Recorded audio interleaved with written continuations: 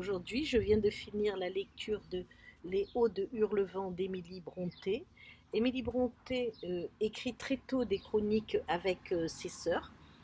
Wuthering Heights est son unique roman traduit en français par Théodore de Windsor. L'histoire à plusieurs voix d'une famille au XIXe siècle dont l'adoption d'un orphelin va tout bouleverser.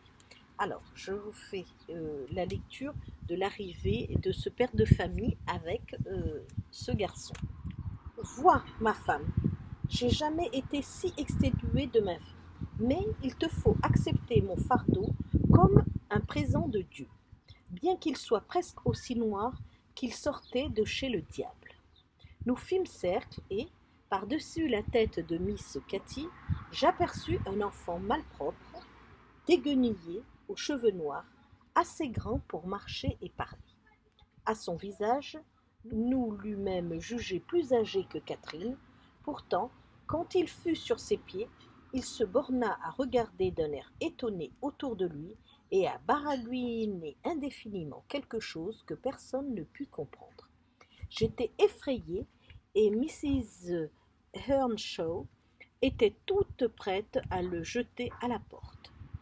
Elle s'emporta, demandait quelle idée son mari avait eue d'emmener chez lui ce petit bohémien quand ils avaient leur propre enfant à nourrir et à élever. Que comptait-il en faire?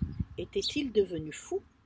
Le maître essaya de s'expliquer, mais il était vraiment recru de fatigue, et tout ce que je pus comprendre, au milieu des récriminations de sa femme, c'est qu'il avait rencontré l'enfant mourant de faim, abandonné, et pour ainsi dire muet, dans les rues de Liverpool.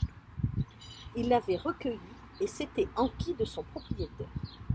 Pas une âme ne savait à qui il appartenait, dit-il, et l'argent comme le temps dont il dispensait était limité. Il jugea préférable de le ramener sur le champ chez lui, plutôt que de se livrer à de vaines et dispendieuses démarches là-bas, car il était résolu de ne pas le laisser dans l'état où il l'avait trouvé.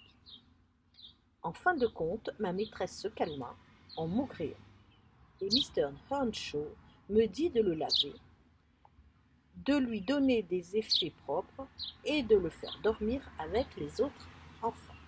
Ce jeune garçon, à son arrivée, vécut tellement d'humiliation et dès qu'il aura l'occasion, il va leur faire payer.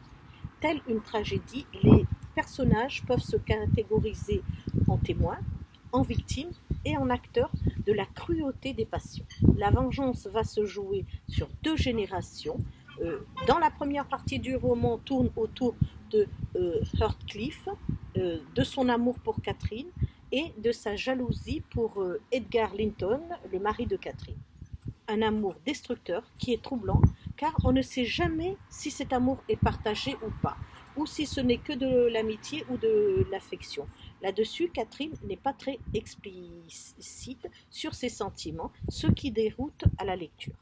La deuxième partie concerne les enfants issus de diverses unions et qui vont, eux, payer pour les erreurs et les humiliations de leurs parents.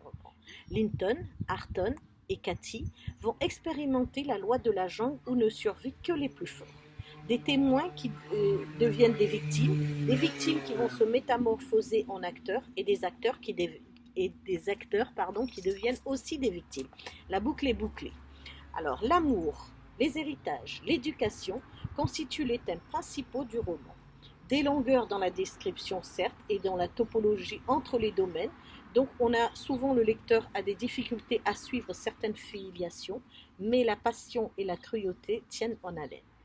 Une émotion, la haine, l'impuissance face à cette méchanceté gratuite et face à ces témoins qui ne veulent pas ou qui ne peuvent pas intervenir.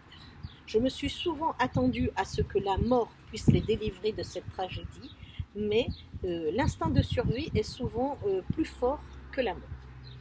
Voilà, bonne lecture à vous et à bientôt.